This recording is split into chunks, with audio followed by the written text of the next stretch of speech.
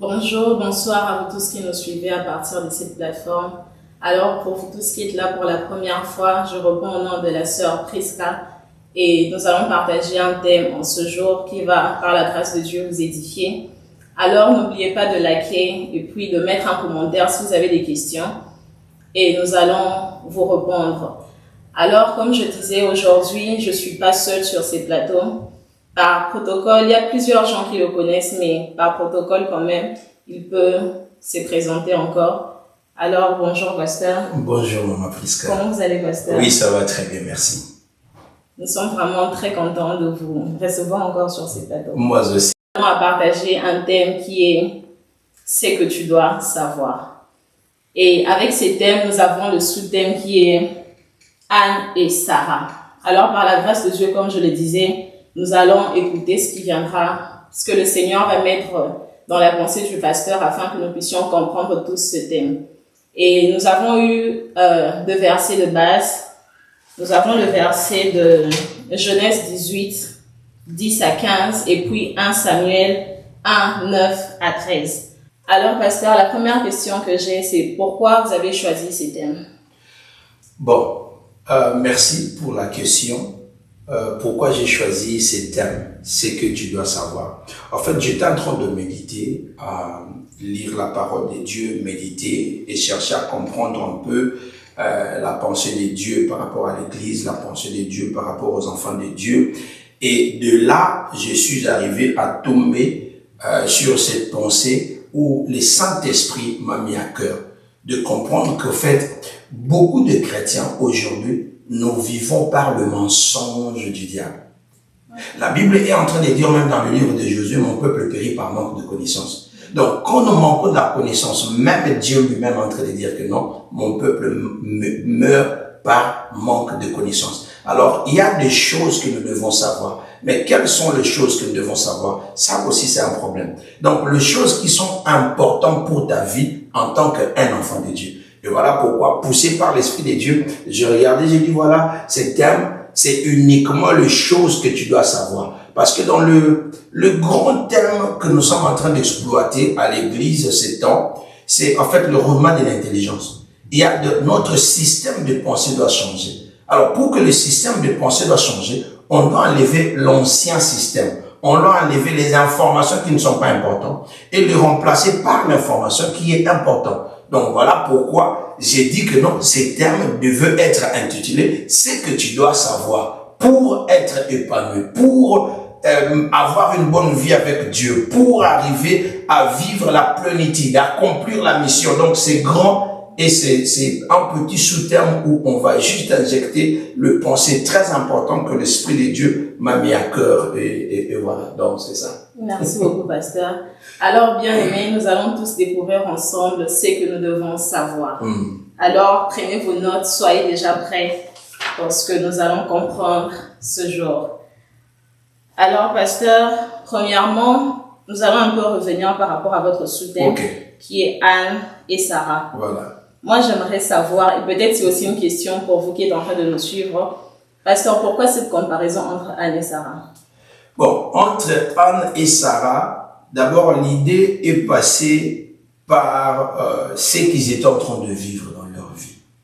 J'ai choisi en fait en fonction de ce qu'ils étaient en train de vivre. Les deux étaient en train de traverser des moments difficiles dans leur vie. Même s'ils cherchaient la même chose, mais au même moment, leur cas est différent. Peut-être qu'on en parlera plus tard au sein de la profondeur quand on va arriver sur ce point-là. Mais les deux sont en train de chercher un enfant. Sarah avait besoin d'un enfant. Toute femme, même pas par promesse de Dieu, mais par la création déjà, d'office, toute femme, spécialement mariée officiellement, la Bible lui-même d'ailleurs, la Bible est en train de dire que l'homme quittera son père et sa mère, s'attachera à sa femme et deviendront une seule chair. Et Dieu lui recommande maintenant, quand vous devenez une seule chair, soyez féconds, multipliez-vous. C'était la bénédiction même que Dieu a fait. Maintenant, ici, Sarah cherche un enfant, elle n'arrive pas à trouver. Elle a reçu une promesse de la part de l'Éternel. Anne cherche un enfant et elle n'arrive pas à trouver. Alors, c'est par là que l'idée derrière ça, en fait, ce n'est pas nécessairement pour les enfants. Mais l'idée derrière ça, c'est que quand tu traverses de moments difficiles, quand tu cherches quelque chose dans la vie, que ça soit cette chose a été promise de la part de Dieu, ou que ça soit que toi-même tu as voulu cela, tu cherches, ça n'arrive pas. Comment, en fait, tu affrontes la réalité? Cette période d'attente-là, comment? Parce que c'est ce qui est le grand problème au sein des enfants de Dieu. Même la vie éternelle, Dieu nous a promis la vie éternelle. Pour tout enfant de Dieu qui est né de nouveau, notre promesse, c'est la vie éternelle. Mais maintenant, par-dessus de tout, pendant ce temps-là, comment nous nous comportons? Nous attendons, il y a des gens qui disent que non, la fin du monde, on a commencé à promettre depuis longtemps, ça ne viendra jamais. Les gens commencent à changer même leur attitude, leur manière de se comporter. Et voilà pourquoi, poussé par le Saint-Esprit, j'avais trouvé que c'était vraiment une comparaison parfaite, cherchant le même problème, mais avec l'approche différente. Donc voilà. Merci beaucoup, pasteur, encore. Mais par rapport à cela, nous voyons qu'avec Anne, c'est parce qu'elle est en train de vivre aussi l'humiliation et puis beaucoup de problèmes. C'est ce qui lui a poussé encore plus de chercher la face de Dieu. Mais avec Sarah, nous voyons que c'était quelque chose qui était un peu comme automatique pour elle, puisqu'elle avait cette promesse-là. Basée sur ça, pasteur, est-ce que vous pouvez nous faire comprendre par là? C'est une belle question, c'est vrai. Mais il faut comprendre une chose. C'est vrai que dans le cas d'Anne, elle était, comme vous avez dit, oppressée. On se moquait d'elle. Et c'est ça, en fait, le problème que nous rencontrons. Malheureusement, nous voyons que même au sein de l'Église, il y a des sœurs qui sont là quand elles ne se marient pas. On dit, voilà, elle n'arrive pas à se marier. Dans ma langue maternelle, j'emprunte l'expression à tout là. On commence à te donner des surnoms, même au sein de l'Église. Mais quand les gens arrivent à t'oppresser, quelle est l'attitude, au fait, que tu prends? C'est ça, en fait, que j'aimerais que les enfants de Dieu puissent arriver à comprendre. Parce que, comme j'avais dit, si les personnes peuvent aller réécouter dans ce message-là, d'ailleurs, c'est une très belle question. Vous réécoutez le message, vous allez voir que dans le cas maintenant de Sarah, c'est ce qui poussera à Sarah, dans ce cas-là, de chercher un raccourci. Et nous le voyons aujourd'hui. Comme le mariage est tard, je vais me faire raccourci. Pour les jeunes sœurs, c'est comme ça.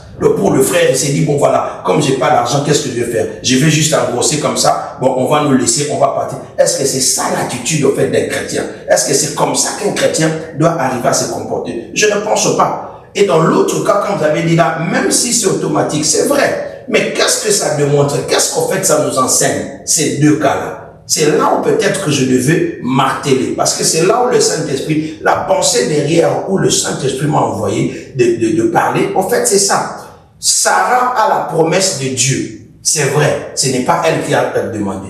Ça devait s'accomplir, c'est vrai. Mais est-ce que ça s'est accompli de la manière où Dieu a voulu cela? Je ne pense pas. Dans son cas, elle a trouvé que non, cette promesse l'a tardé. Et puis, mais pourquoi la promesse est en train de tarder? Parce que même si Dieu te fait une promesse, il faudrait que tu continues à nourrir cette promesse-là. Écoutez, je partageais les gens qui m'ont déjà écouté. Ils ont déjà entendu peut-être ces témoignages-là. Moi-même, aujourd'hui, j'ai 4 enfants. Mais le 4e enfant peut venir après combien d'années? Après 14 ans. Après 14 ans que nous avons eu cet enfant-là. Mais c'était une promesse qui s'était faite de la part de l'Éternel. On a entendu la promesse n'arrivait pas. Et un serviteur de Dieu est venu, il a reconfirmé cette promesse-là. Mais qu'est-ce qu'on a fait? Après la reconfirmation de cette promesse, jusqu'à l'arrivée, l'accomplissement de cet enfant, il a fallu que nous puissions patienter au moins pendant 4 ans. Mais pendant ces 4 ans, on ne s'est pas arrêté comme ça. On priait pour cela. Donc, il faut arriver à arroser. Tu ne peux pas venir, tu plantes quelque chose et puis tu n'arroses pas. Aujourd'hui, même si je prenais 100 $, je te dis, maman Prisca, je te donne ces 100 $, je te bénis avec ces 100 $. Si tu t'arrêtes simplement là, à prendre cela, à manger, à bouffer cela, ça ne va pas rentrer. Mais si tu prends ça, tu commences à tourner cela, ça va continuer à venir. En fait, derrière ça, l'idée ou la pensée que le Saint-Esprit m'avait déposée en l'esprit pour savoir que quelqu'un soit, la promesse est liée par rapport à Dieu lui-même qui t'a donné cette promesse ou c'est toi-même parce que ce n'est pas, ça aussi c'est un autre problème. Les enfants de Dieu, nous devons être ambitieux. Aujourd'hui, nous voyons les enfants de Dieu qui deviennent naïfs parce que tu commences à prier, tu t'attends que tout vienne de Dieu. Non. Nous avons notre part de responsabilité et Dieu a sa part de responsabilité qu'il lui arrive à faire. Il dit, si tu fais de l'éternel, la Bible dit, si tu fais de l'éternel tes délices, il te donnera quoi? c'est que ton cœur désire. Donc ton cœur désire quoi? Pour que Dieu te le donne. Et Anne désirait un enfant. Et elle est partie. She went for it. Et elle a prié et Dieu l'a exaucé. Mais ici même, on t'a levé même la promesse. Mais tu dis la promesse tarde, elle va prendre Agar, elle va donner à son mari et puis ça va commencer à causer problème par rapport à sa propre famille. Sa propre famille, son propre foyer. La femme s'est retournée même contre elle-même jusqu'à ce que ça cause du problème. Donc pour dire simplement que ça soit Anne, que ça soit Sarah, quand le promesse est là, on doit arriver à le nourrir. La manière d'approcher, c'est ça qui est plus important. Donc voilà. Merci beaucoup, pasteur. En tout cas, vous tous qui nous suivez encore, j'espère que cela est quand même clair. Et si vous avez encore plus de questions, ne manquez surtout pas de le mettre en commentaire. Nous allons lire vos questions et nous allons vous revenir encore avec des réponses. Alors, merci beaucoup, pasteur, pour ces sujets encore.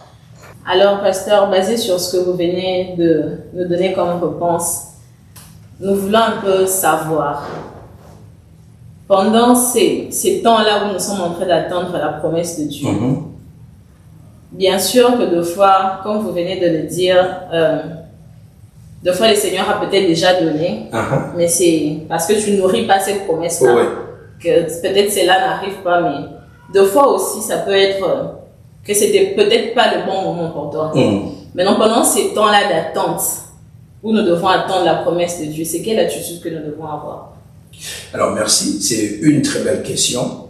Par rapport à l'attitude, voilà, c'est comme ça que j'ai intitulé ce grand thème, les choses à savoir.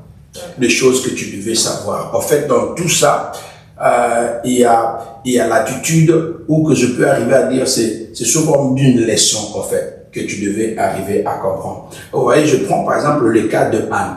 Le cas de Anne, quand son problème est arrivé, je peux même prendre la référence dans la parole de Dieu, je crois que c'est dans Psaume chapitre 128, où la parole de Dieu est en train de dire d'où me viendra le secours. Ou alors le livre de James, chapitre 1er, qui est en train de dire que tout don bien vient de l'Éternel. Et je parle aux enfants de Dieu. Tout don bien vient de l'Éternel. C'est-à-dire, en d'autres termes, c'est que tout ce que nous avons vient de l'Éternel. C'est ça notre repère, en fait. Il faut comprendre ton repère. Ce que tu as vient de Dieu. Alors, regarde ma Prisca. Aujourd'hui, tu as le souffle de vie. Qui te l'a donné? C'est Dieu. Aujourd'hui, tu as une voiture. Qui te l'a donné? C'est Dieu. Le problème, c'est que nous oublions facilement. Dans le moment difficile, tellement on est stressé, tellement il y a la dépression, tellement on perd de l'espoir, on oublie nos repères. Or, quand on oublie les repères, on se perd. Parce que sans repère, tu te perds. Mais avec le repère, tu gardes l'attitude et là, tu sauras maintenant comment arriver à avancer. Alors, dans le cas maintenant, là où il y a le mal, quand il y a des difficultés, quand il y a de l'oppression et autres, tout ça, tu as tes repères sur l'Éternel. Par conséquent, qu'est-ce que tu vas faire? Je vais prendre l'attitude de Anne. L'attitude de Anne, c'était quoi? De rentrer. De rentrer à la source. Tout don bien, tout don excellent vient de Dieu. C'est ce que la parole de Dieu nous dit. Donc, Dieu est notre repère. Par conséquent, quand les choses ne marchent pas, on rentre auprès de lui. Et là où la Bible est en train de dire d'où me viendra le secours me viendra de l'Éternel. C'est comme ça que tu vas voir que dans le cas d'Anne, Anne a préféré carrément rentrer à la source pour aller pleurer au temple. Et là, quand tu comprends ces choses, tu vas voir que non, Anne ne cherchait même pas à attendre qu'il y a un pasteur à l'église, qu'il y a un prophète à l'église. Mais automatiquement, elle-même, elle fait quoi? Elle-même, elle rentre là-bas et puis elle part prier. Et Dieu a fait grâce qu'il va rencontrer son serviteur parce que Dieu parle toujours à travers une personne. Merci. Donc ça, c'est évidemment l'attitude que nous devons voir par rapport à cela. Mais il y a d'autres leçons que j'ai appris basées sur cette histoire, comme j'étais en train de dire au début. Et si on prend ça, c'est qui est comme le premier point. Le deuxième point, c'est que nous devons comprendre d'abord un des repères. Le deuxième point, c'est que comment on appelle ça, retour à la source. Donc notre secours vient de l'Éternel. Le secours ne vient pas de toi-même. Aujourd'hui, nous voyons l'humanité est en train de chercher beaucoup de solutions, chercher plusieurs choses à accomplir. Pourquoi? Pour donner la solution à leurs problèmes. C'est pas mauvais. C'est pas mauvais. Mais il y a des choses auxquelles tu dois comprendre qu'il y a que Dieu qui est la solution à ces problèmes. Alors, il faut rentrer à la source. Il faut rentrer là où tu peux arriver à trouver des solutions. Ouais. Et puis, un autre point que j'ai appris par rapport à tout ça, c'est quoi? C'est que l'exposition appelle la profondeur. L'exposition appelle la profondeur. C'est-à-dire que quand tu t'exposes auprès de l'Éternel, ça va créer au fait la proximité. Et la proximité appellera la profondeur. Donc, en d'autres termes, passer plus le temps dans la présence de Dieu. Passer plus le temps parce que, spécialement dans les moments là difficiles, c'est très important. Parce que tu dois arriver à sélectionner les personnes qui sont à côté de toi. Tu dois arriver à sélectionner l'environnement.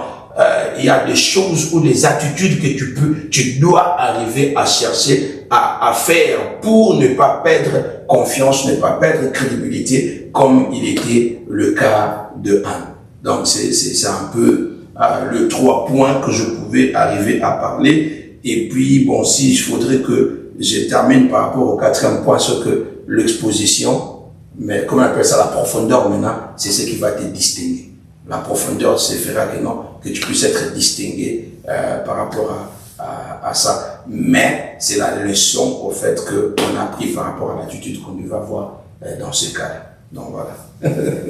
Alors, pour une petite récapitulation, comme le pasteur vient de le dire, nous avons eu 4 points. Et parmi ces 4 points, notre premier point, c'était le repère. Le pasteur a parlé de repère. Notre deuxième point, il a parlé de la source.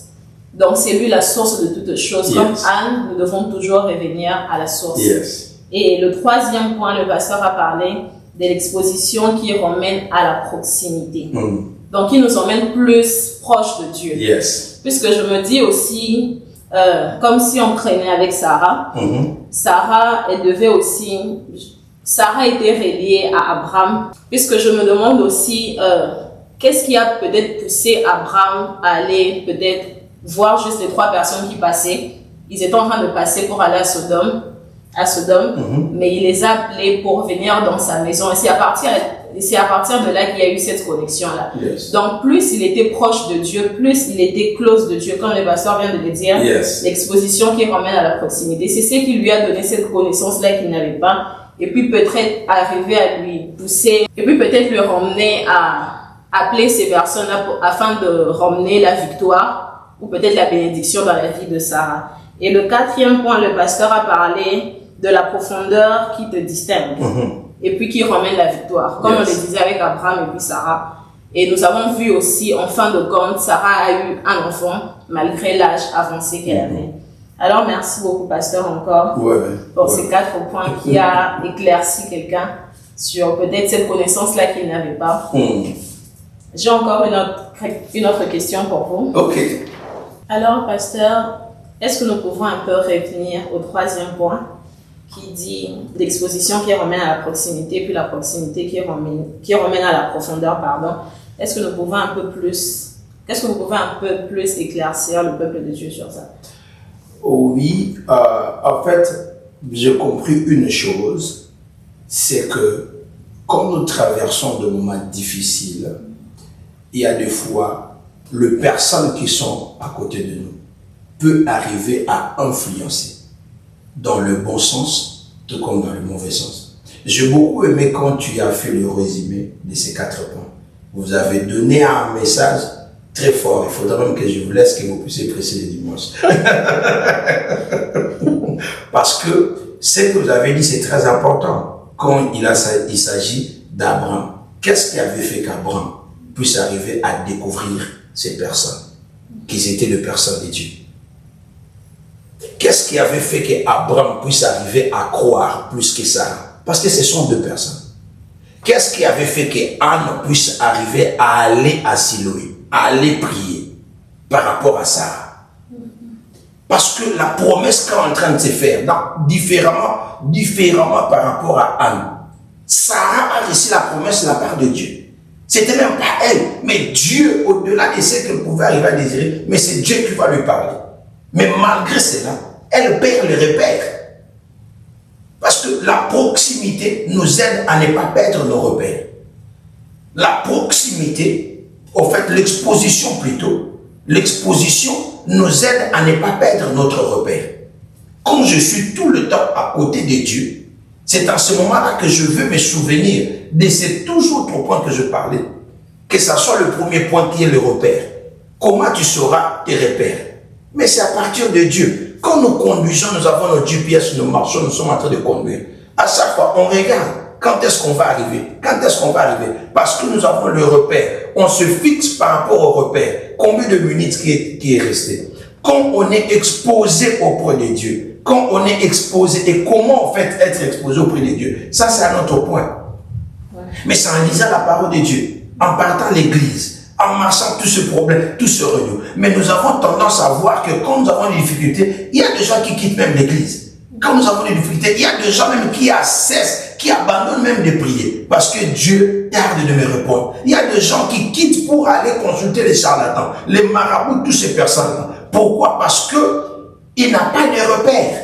Mais nous, en tant qu'enfants de Dieu, tu dois t'exposer dans la parole de Dieu. Quel qu'en soit, la Bible dit, même si la promesse est en train de tarder, elle ne tarde pas au fait. Il faut attendre là. Parce que 1000 ans devant Dieu, un jour devant les hommes peut être 1000 ans devant Dieu. 1000 ans devant les gens peut être un jour devant Dieu. Donc c'est le temps de Dieu. Il y a certaines promesses qui s'accompliront selon le temps de Dieu.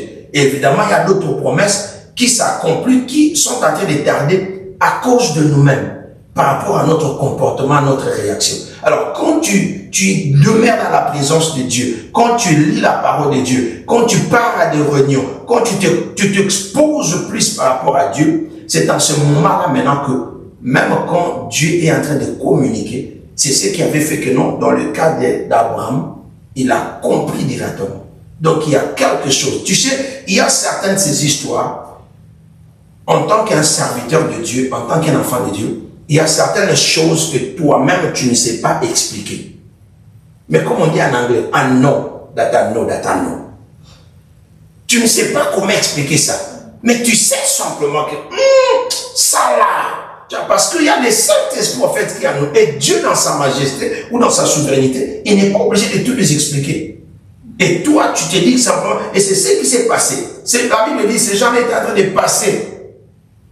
Mais quelque chose, à cause de la proximité, c'est ce qui a fait que non, Abraham puisse arriver à distinguer, dire, ces hommes-là, il faut qu'ils viennent chez moi.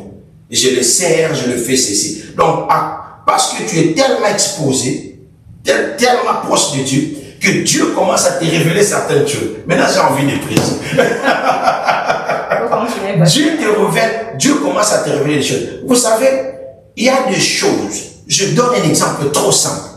Maman Esther, c'est mon épouse pour ceux qui ne connaissent pas. Mon épouse, Maman Esther, je le connais tellement, elle me connaît tellement, qu'aujourd'hui, même si je l'appelle au téléphone, je ne lui vois pas. Même si elle change sa voix, je saurai toujours, il y aura toujours quelque chose qui va me faire voir que non, celle-là, c'est ma femme. Pourquoi? À cause de la proximité. Je passais plus de temps. Je connais comment elle dort, je connais comment elle ronfle, je connais comment elle pleure, je connais comment elle rigole, je connais comment elle marche. Et vous pouvez imaginer que quand je l'appelle au téléphone, la manière dont elle me répond, le premier mot qu'elle dit, je connais si elle est contente ou elle n'est pas contente. Si elle n'est pas contente de moi ou pas. Mais ces choses-là, j'arrive à détecter ça comment? À cause de la proximité. Je veux beaucoup longtemps rester avec elle.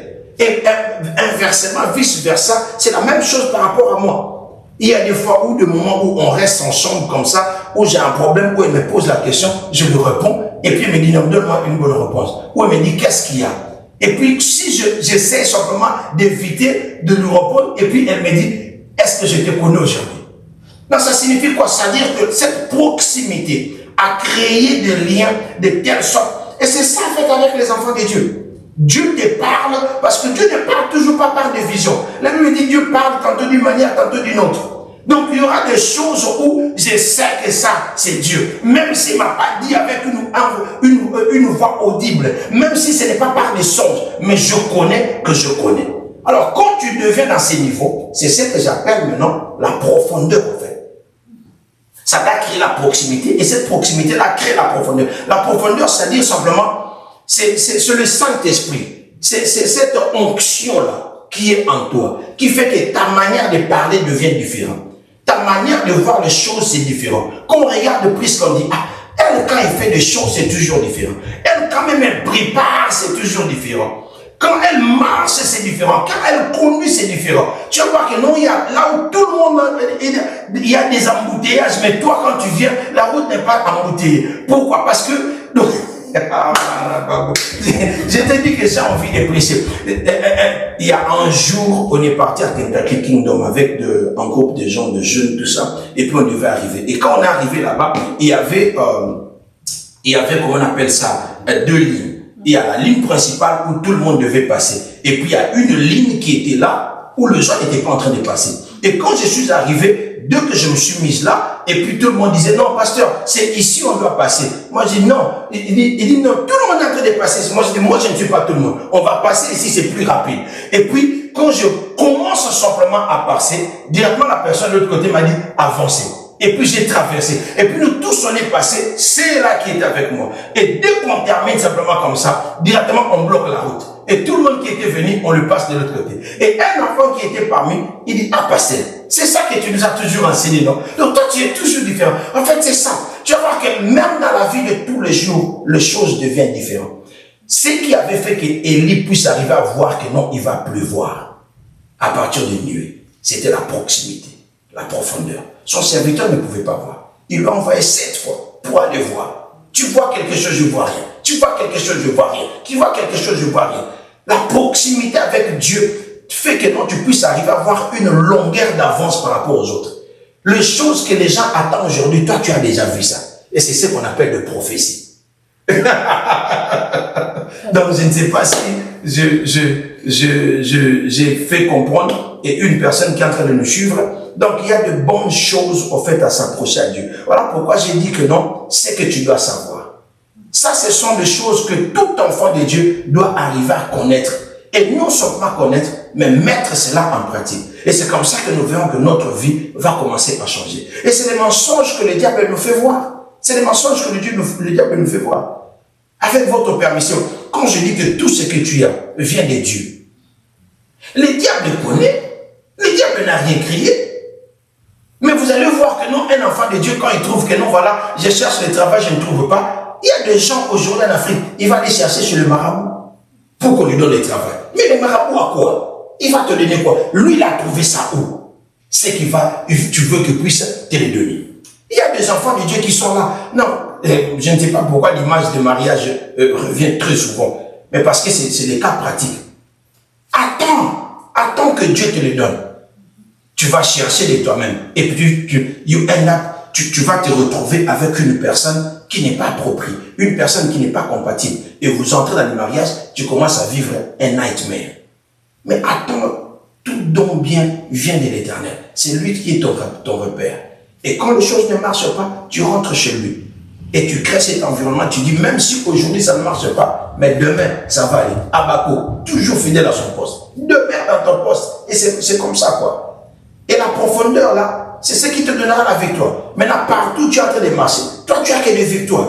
Tu gagnes tes combats, tu gagnes tes batailles. Tu commences à vivre de gloire en gloire. Parce que c'est ce que la Bible dit. L'enfant de Dieu est censé de vivre de gloire en gloire. Mais est-ce que c'est ça que l'Église est en train de vivre aujourd'hui? Non. La plupart des chrétiens, nous sommes là, on court derrière les gens, on fait que... Aujourd'hui, les chrétiens sont devenus plus de personnes qui pleurent, plus de personnes qui se lamentent. Pourquoi? Parce que ces choses ici, nous avons oublié cela. Et le Saint-Esprit m'a dit, parle à mon peuple. Parle à mon peuple. Et j'espère qu'une personne qui est en train de nous suivre maintenant, je ne sais pas qu'est-ce que tu es en train de traverser comme moment difficile. Je ne sais pas quelle est la situation qui ne marche pas chez toi. Mais ne perds pas l'espoir. Ne perds pas l'espoir tant que tu vis l'éternel et vivant, bien-aimé, ça va finir par s'accomplir. Attache-toi à ces dieux-là. N'abandonne pas. Donc c'est un peu ça. Merci beaucoup. Merci beaucoup, pasteur. Alors, j'ai eu un point là que j'ai vraiment beaucoup aimé. Oui. Lorsque vous avez parlé des connexions, en quelque sorte. Oui. Vous avez parlé des connexions. Pasteur, j'avais aussi une question par rapport à ça, puisque je me dis que Sarah fut bénie au canal aussi d'Abraham. Ouais. Puisque Sarah fut bénie aussi au canal d'Abraham, parce qu'il avait une destinée aussi qui était rattachée à lui. Ouais. Donc, si je comprends bien, la connexion aussi est quelque chose de très important. Très important, très important. Là, tu as abordé même un sujet où j'aimerais qu'on puisse arriver à réen parler, parce que, comme tu as dit là, si jamais Abraham était décédé, on se pose la question maintenant, est-ce que Sarah aurait pu avoir un enfant? Même si c'était pas marié. Même si elle s'était pas mariée, est-ce qu'elle aurait pu avoir un enfant? Si Abraham n'avait pas appelé ces personnes-là, est-ce qu'il aurait pu avoir la promesse de Dieu? Je donne juste un teaser.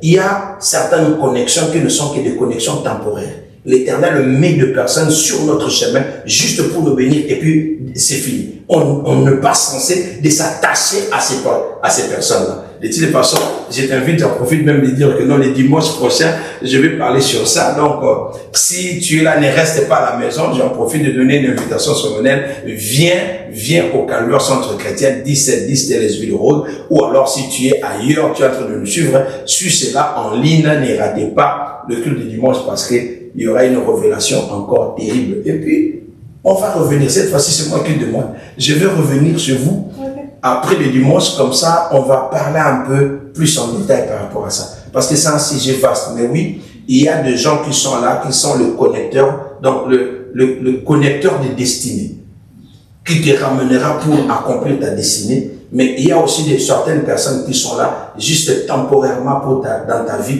pour accomplir une étape suivante afin que toi tu continues ton chemin. Donc il faut comprendre très bien comment aussi ça marche, parce que là aussi si ça marche pas très bien, vous avez vu ce qui va arriver à lui-même aussi avant la personne qui sont en train de parler. Voilà pourquoi je reviens encore dans ce que vous m'avez posé la question, pourquoi Anne et Sarah?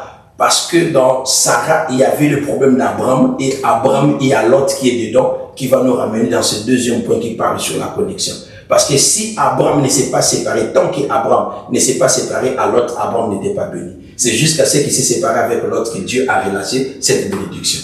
Mais plus tard, il avait besoin d'autres connexions dans sa vie pour qu'il s'en ramène la bénédiction. C'est encore un sujet très important. Très important. Alors, pasteur, on s'est dit alors la réponse à la prochaine. La réponse à la prochaine. Alors, nos téléspectateurs, ne manquez pas. Mettez vos commentaires. Nous allons encore parler des connexions. Prochainement, je vais me retrouver encore avec le pasteur et nous allons finir ce sujet qui est sur les connexions. Yes. Puisqu'il y a d'autres connexions qui peuvent te propulser dans ta destinée, il y a d'autres aussi qui peuvent te détourner de ta destinée. Très bien. Donc, nous allons tous comprendre ça ensemble. Alors, notre émission touche déjà à sa fin. Pasteur, je vais vous demander si vous avez un dernier mot pour la fin. Merci. Le dernier mot par rapport à cette émission, ça ne manque toujours pas.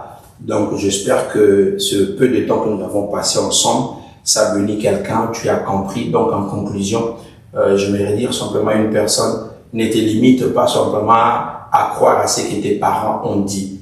Parce que tes parents peuvent être aussi dans l'erreur.